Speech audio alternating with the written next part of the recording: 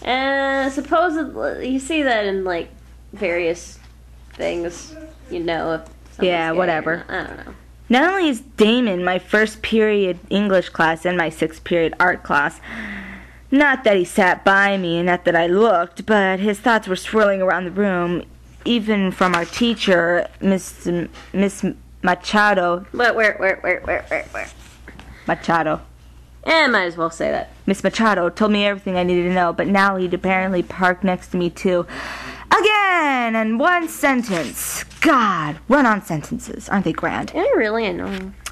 And even though I managed to avoid viewing anything more than his boots, I knew my grace period had just come to an end. Oh my God! And again, spelled that same way. Oh my God, there he is, right directly next to us. Miles squeals in the high-pitched, sing-songy whisper he saves for the life's most exciting moments.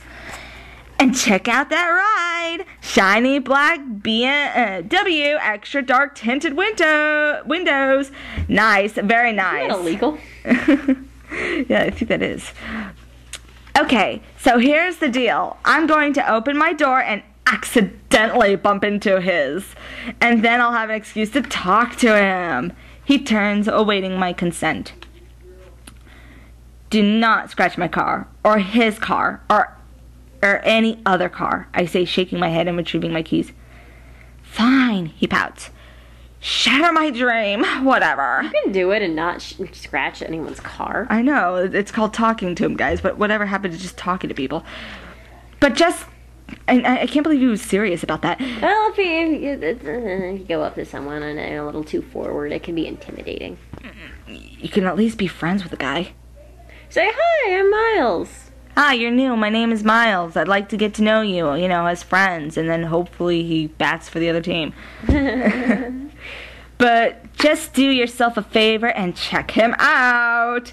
And then look me in the eye and tell me he doesn't make you want to freak out and faint. I'm gay.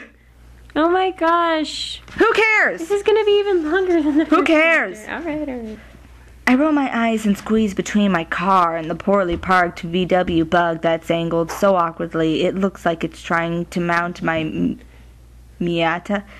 I swear to God, people... Remember, women are terrible drivers. I love the fact that it sounds like trying to mount my Miata. That sounds like it's trying to, Just let it go. Just let it go. Let it go. Let it go. Parents are in the room. They're not in the room, but let it go! Really? I saw your mom somewhere. They're all the way back there. But they can hear things because we are surprisingly loud. And just as I'm about to unlock the door, Miles yanks down my hood, swipes my sunglasses, and runs to the passenger side where he urges, via not so subtle held tits and thumb jabs, to look at Damon, who's standing right behind him. Well, if he's not going to be subtle about it anyway, he might as well talk to the guy. I know. That's just poor character planning. Yeah. So I do. I guess that's... Refusing to look at him just for the sake of refusing to look at him just because you want to be in your own little world is stupid. I know. Just look at him once, get it over with the first time, and you never have to do it. So what if he's hot? Just admit that he's hot and then get on with your life. You don't have to instantly fall in love with a guy just because he's hot. Well, this is a crappy romance novel. Of course. So I do.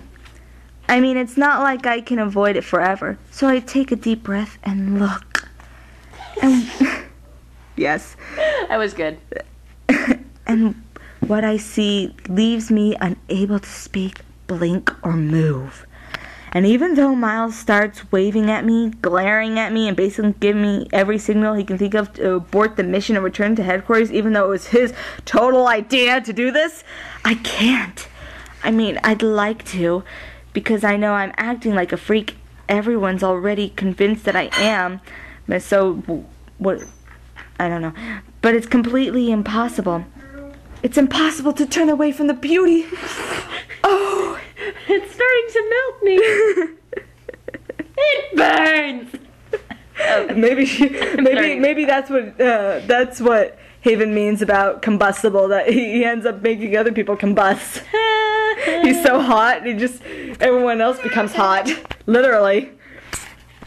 And it's not just because Damon is undeniably beautiful, but with his shiny dark hair that hits just shy of his shoulders and yes, he has long hair. And curves around his high sculpted cheekbones.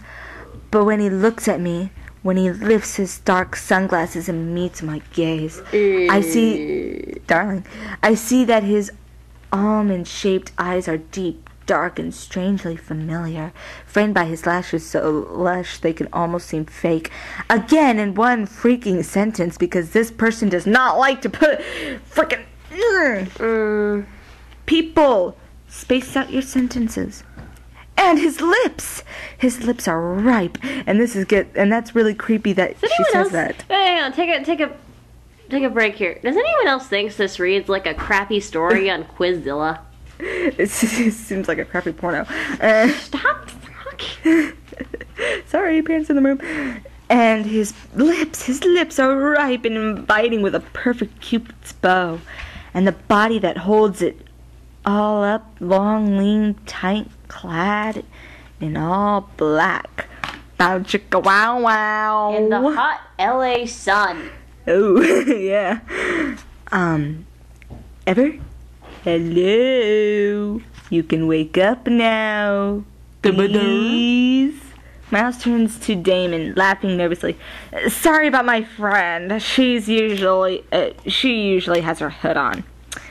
It's not like I don't know I have to stop. I need to stop right now. But Damon's eyes are fixed on mine. Again, people, count the Twilight references. And their color grows deeper as his mouth begins to curve. But it's not his complete gorgeousness that has me transfixed. It has nothing to do with that. It's mainly the way the entire area surrounding his body, starting from his glorious head and going all the way down to his... Who describes a man like this? It's just disturbing. Yeah. This is, well, I see why she didn't want to look at him. She has instant fall in love syndrome. Starting from his glorious head and going all the way down to his square-cut toes of his black... Square-cut toes? He has weird toes. He's a mutant, everybody. Of his black motorcycle boots consists of nothing but blank, empty space. No color. No aura. No pulsing light show. No, we're actually recording right now, Daddy. You have to go away. Say hi to YouTube. Again. Say it.